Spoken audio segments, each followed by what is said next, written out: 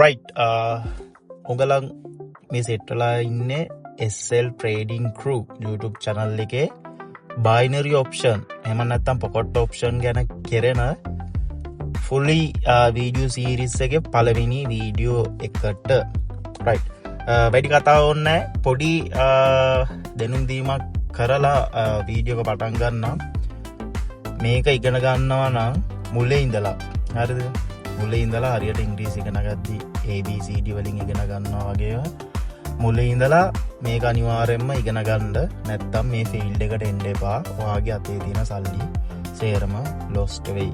හරිද? ඉතින් මේක හරියට මාස්ටර් කෙනෙක් වෙන්න ඉගෙනගෙන තමන්ගේ සල්ලි පාවිච්චි කරන්න කියන කාරුණික ඉල්ලීම කරනවා. මොකද මේවට ගියාම නිකන් සූදු ගාන මිනිත්තු සූදු ගානවා වගේ තමයි. හරිද? හරියට කරන මිනිස්සයා හරි මැනේජ්මන්ට් එකක් එක්ක වැඩේ කරගෙන යනවා.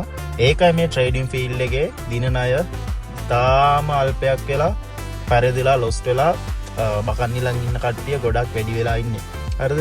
ඉතින් මගේ අභිප්‍රාය තමයි ඔයගොල්ලන්ගෙන් 7-5ක්වත් ගන්න. ඔයගොල්ලෝ මේ වීඩියෝ එක බැලුවත් නැතත් මට කමක් නැහැ. මම පොඩියට මට පුළුවන් විදිහට වීඩියෝ එකක් දාලා ඔයගොල්ලන්ට මේක කරන විදිය කියලා දෙනවා. හරිද?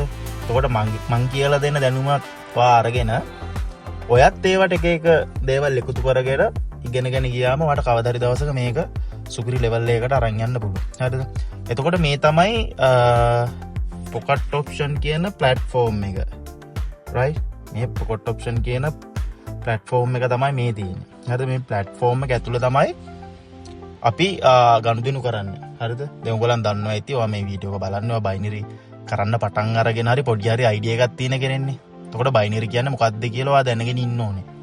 එහෙමත් නැතුව නම් ඔයා මේක කරන්න යන්නේ ඔයා එක කරන්න එපා. ඉස්සල්ලාම ඔයා දැනගන්න ඕනේ බයිනරි කියන්නේ මොකක්ද කියලා. Binary option. Binary option forex cryptocurrency trading නේ ඒ වගේ දේවල් වලට කැමැත්තක් තියෙන කෙනෙක් තමයි මේ වීඩියෝ එක බලන්න කියලා මං හිතනවා. හරිද? එතකොට සරල පැහැදිලි කිරීමක් කරොත් බයිනරි ඔප්ෂන් කියන්නේ මේ දින කරන්සි පෙයාර් එකේ තියෙනවා දැන් ඕස්ට්‍රේලියා ඩොලර් එකයි කැනේඩියන් ඩොලර් එකයි. හරිද? ඒකේ වෙන විචල්යන් තමයි ඔය මේ කැනල්ස් කියන්නේ ඔය කොළ පාටයි රතු පාටයි හෙදලා තියෙන්නේ. බාර් වගේ නිකන් සිලින්ඩර්ස් වගේ. අන්න ඕක උඩට යනවද පහළට යනවද කියන එක තමයි තෝරන්න තියෙන සරලම කිව්වොත්. හැබැයි ඊට වැඩිය ගැඹුරුයි මේක. කියන්නේ සරලව කිව්වොත් අපිට තෝරන්න තියෙන්නේ. හරිද? එතකොට මේ platform එක ගැන අපි දැනගෙන ඉන්න ඕනේ. right? platform එක ගැන දැනගෙන ඉන්න ඕනේ.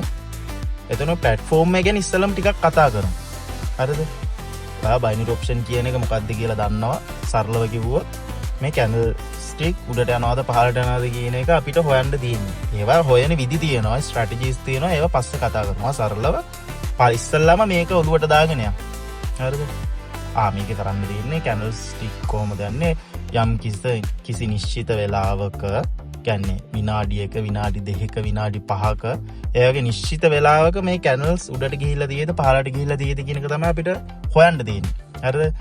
යම් කිසි මුදලක් අපි දාලා නේ අපි කියමු ඩොලර් එකක් කියලා ඩොලර් එකක් දාලා අපි දැන් කියනවා නම් මේක උඩට යනවා කියලා විනාඩි 2කින්. හරිද? විනාඩි 2කින් උඩට යනවා කියලා මේ දැන් තියෙන කැනල් එකේ තියෙන තැන තියෙනවානේ.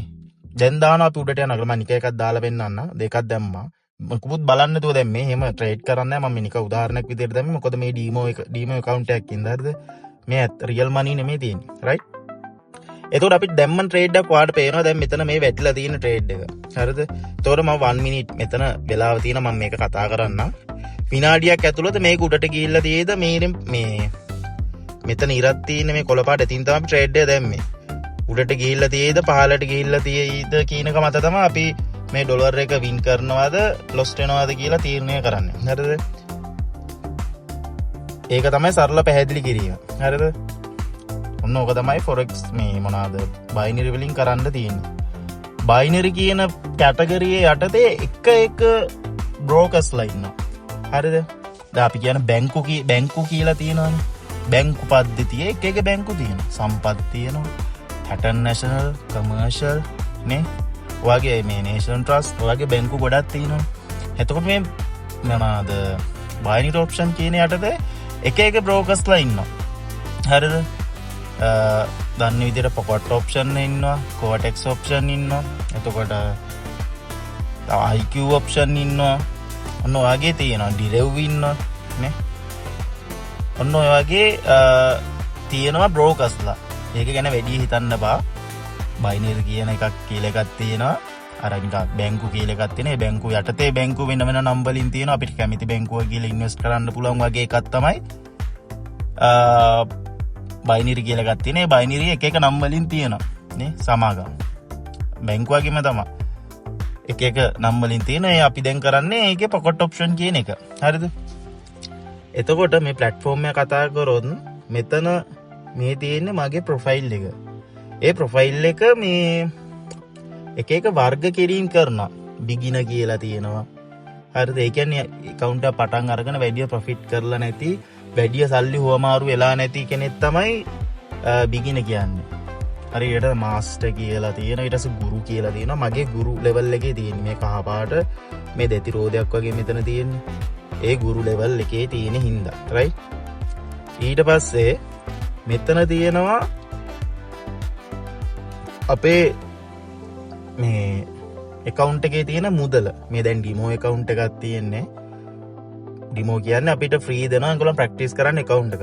දැන් ඩොලර් 92ක් තියෙනවා. හරිද? මේක මම ඩොලර් 92කට අඩු කරගත්තා. මොකද මම කරන පැටර්න් එක ඒ කියන්නේ වෙනස් විදියට මම කරන්නේ.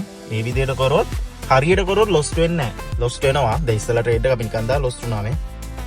දැක්කද? මේ ලොස්ට් වුණා. හරිද? මේ තියෙන මේ දැන් දාපු ට්‍රේඩ් එක. හරිද? මේ යට දාලා තියෙන මට ඕන වුණා මේක 90 ගානට අඩු කරගන්න මේ ඩිමෝ account එක. හරිද? 90 ගානට අඩු කරගන්න ඕන හින්දා මම බලලා ට්‍රේඩ් එකක් දැම්මා. ඒක මොකද මට ඩොලර් 90ක් තමයි ඕනේ මේ වැඩේ කරන්න. අඩුම 90ක් ඕනේ. මං කරන විදියට කරනවා. හරිද? මම ඒක ඉස්සරහට පැහැදිලි කරලා දෙන්න. හරිද? එතකොට අපි මෙතන තියෙන ප්‍රොෆයිල් එක කතා කරා, මෙතන තියෙන මේක කතා කරා. මේ টොප් අප් කියලා තියෙන්නේ. টොප් අප් කියන්නේ අපිට සල්ලි මෙතනින් ඩිපොසිට් කරගන්න පුළුවන්. හරිද? එහෙම නැත්නම් අර ඩිමෝ account එකේ තව සල්ලි දාගන්න ඕන නම් ෆ්‍රී. හරිද? ඒක කියන්නේ ඩිමෝ කියන්නේ නිකන් ෆේක් මනි එකක් තියෙන්නේ. රියල් කරද්දි මං කියලා දෙන්නම් කොහොමද කරන්න කියලා. හරිද? ඉස්සෙල්ලාම අපි ඩිමෝ එකෙන් පටන් ගමු. හරිද? එතකොට මේ টොප් අප් කියන එකෙන් ඒක ක්ලික් කරලා අපිට දාන්න පුළුවන් මේ එක එක තියෙනවා. විදි දාන්න. හරිද?